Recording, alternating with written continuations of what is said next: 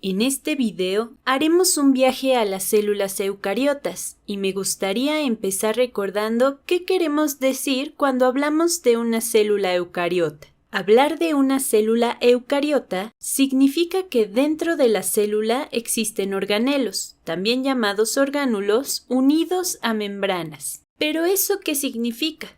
Bueno, podemos verlos como subcompartimentos que se encuentran dentro de la célula. En este video veremos algunos de esos organelos más importantes unidos a membranas que hacen que las células sean eucariotas. Empecemos con uno de los componentes que se encuentra en todas las células, la membrana celular. Aquí tenemos la membrana celular. La dibujo grande para que tengamos mucho espacio. Esta es nuestra membrana celular. Pero acuérdense que aunque nosotros analicemos el corte transversal de las células, podemos imaginarlas tridimensionales. Las células son prácticamente esféricas, pero no completamente porque pueden tener diferentes formas. Ahora, todas las células, aunque a veces hay algunas excepciones, como las que hemos visto en otros videos, podemos decir que la mayoría de las células contienen información genética en la forma de ADN. Este es el ADN. Y una de las características claves de una célula eucariota es que la información genética se encuentra en el interior de un organelo unido a una membrana. Y esa membrana que rodea al ADN se conoce como la membrana nuclear. Esta es la membrana nuclear y le pondré un poco de sombra para que podamos apreciarla en 3 dimensiones alrededor del ADN. Entonces, este es nuestro primer organelo unido a una membrana, el núcleo. Ahora, el núcleo está conectado a otro organelo unido a una membrana y esto lo estudiaremos más a fondo en otros videos. Aquí estoy dibujando algunos poros o agujeros en la membrana nuclear y estos poros están conectados a algo más llamado retículo endoplasmático. El retículo endoplasmático consiste en varias capas de membranas. Trataré de dibujarlo. Si quisiéramos extender todo este retículo que hay desde los poros hasta las membranas en capas, obtendríamos una gran área de superficie. Aquí no voy a dibujar todo esto alrededor del núcleo, pero en muchas células el retículo endoplasmático sí se encuentra alrededor de todo el núcleo. Este es solo un diagrama aproximado. Y aquí tenemos el retículo endoplasmático. Endoplasmático, que como mencioné en videos anteriores, sería un gran nombre para una banda. Y lo que ocurre en el retículo endoplasmático es que cuando nos encontramos en el proceso de tomar la información genética del ADN, que como mencionamos en otros videos es transcrito en microARN, ahora el microARN contiene esa información y el microARN sale del núcleo por alguno de los poros y busca su camino hasta un ribosoma que se encuentra unido a la membrana del retículo endoplasmático. Por ejemplo, supongamos que aquí tenemos un ribosoma y aquí tenemos algunos otros ribosomas. Como dijimos en videos anteriores, los ribosomas toman la información genética del microARN y después lo traducen en proteínas. Podemos decir que los ribosomas son los sintetizadores de proteínas. Aquí tenemos un ribosoma. Algunos ribosomas pueden estar unidos al retículo endoplasmático y otros pueden estar flotando por el citoplasma. Por ejemplo, aquí tenemos un ribosoma libre. Ahora, a la parte del retículo endoplasmático en la que se encuentran unidos los ribosomas se le conoce como retículo endoplasmático rugoso. Los ribosomas hacen que se vea rugoso cuando lo analizamos en el microscopio. Solo lo escribiré como RE rugoso, para no escribir todo el nombre completo. Pero también hay algunas partes del retículo endoplasmático en las que no hay ribosomas, y como esas partes se ven lisas en el microscopio, se les conoce como parte del retículo endoplasmático liso. En la célula también existen algunas otras cosas como el cuerpo de Golgi. Nuevamente un nombre muy fascinante como muchos de los nombres en biología. El cuerpo de Golgi se parece mucho al retículo endoplasmático, pero no está unido a la membrana nuclear.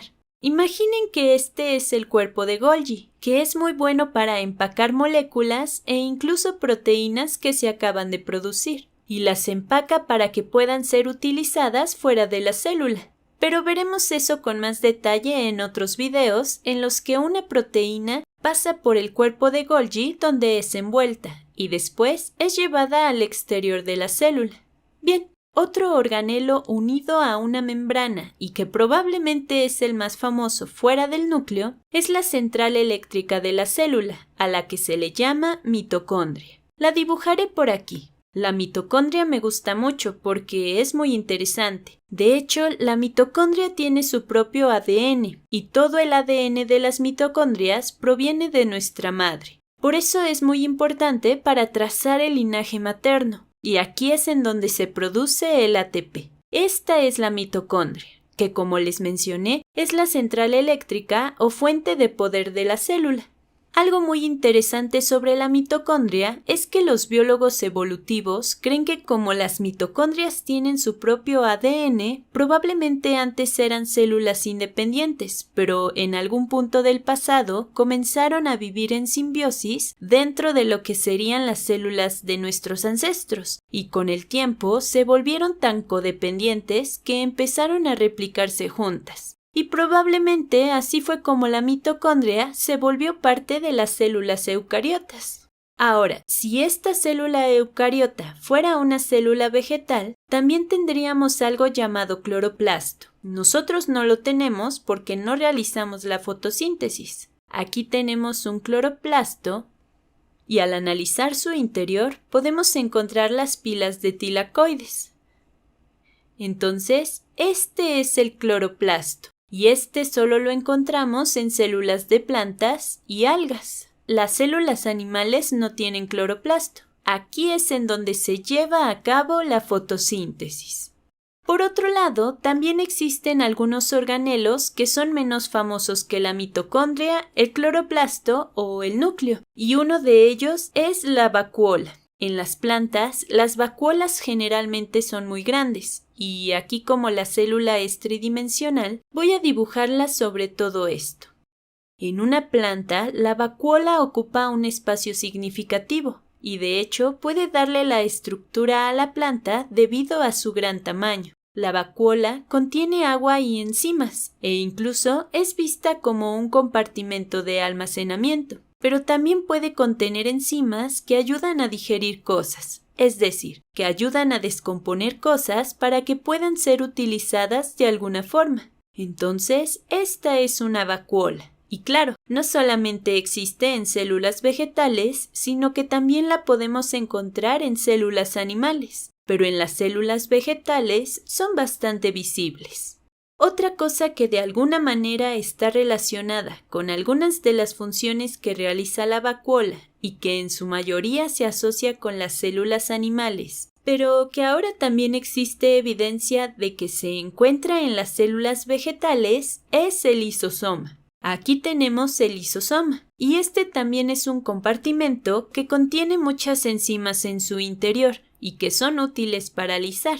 O dicho de otra manera, descomponer los productos de desecho mientras la célula vive, e incluso sustancias extrañas que no son muy útiles para las células. Entonces, el lisosoma contiene muchas enzimas que ayudan a descomponer cosas.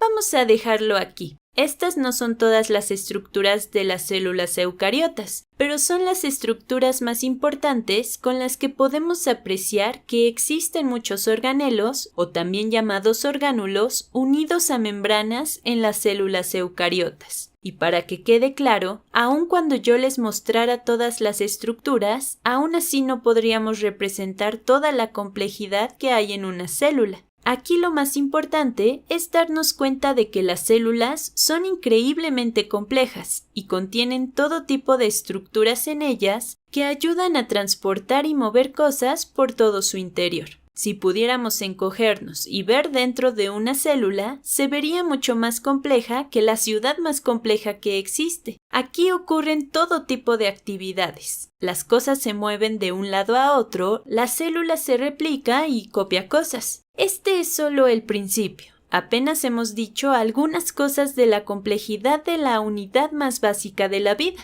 Pero bueno, terminemos este video. ¡Hasta luego!